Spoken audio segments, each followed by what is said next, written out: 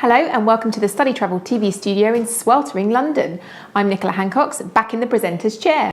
And I'm Jenny Fennelly, bringing you the latest StudyTravel news stories.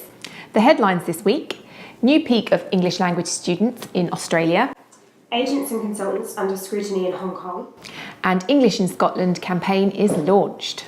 So Australia's ELT market continues to grow. It sure does, Jenny.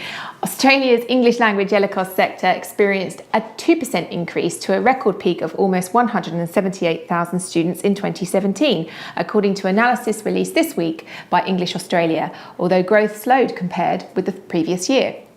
China remained the largest source country with a 14% increase, and there was growth from Japan and Brazil.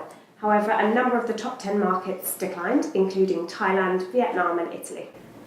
New South Wales remained the largest host state, but Queensland jumped to second, with 15% growth. In contrast, Western and Southern Australia suffered sizable declines. Brett Blacker, CEO of English Australia, said Latin American students choosing standalone private colleges had boosted the East Coast states. Agents accounted for 82% of students, and Brett said they make the complexities of applying to Australia easier and reduce stress for students and families. Okay, and where are we heading to next?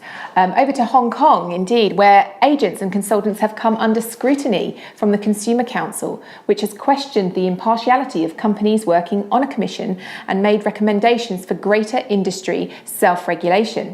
The Council recommends that Hong Kong International Education Consultants Association undertake a range of measures, including disclosure of payment arrangements, service contracts with clients, and dispute redress. The Consumer Council urges the government to produce information and funding to assess the industry. Raymond Kwong at UKEEA said he supported calls for self-regulation as opposed to state intervention at this stage, and said there have been instances of new companies failing to provide the impartial advice that's required. Well, back over here, and a new English in Scotland campaign has been launched by English UK Scotland, aiming to increase member engagement and boost international student recruitment. The plan, unveiled by Chair Jago Brown at a launch last week, focuses on 6 areas of activity, including academic, operations, events and marketing. Reintroducing agent fam trips and more marketing presence at workshops are 2 of the aims. And now for a roundup of some of the other stories this week.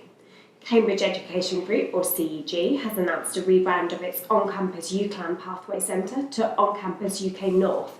Students will still be offered progression to the University of Central Lancashire, but will also be able to apply to other UK universities.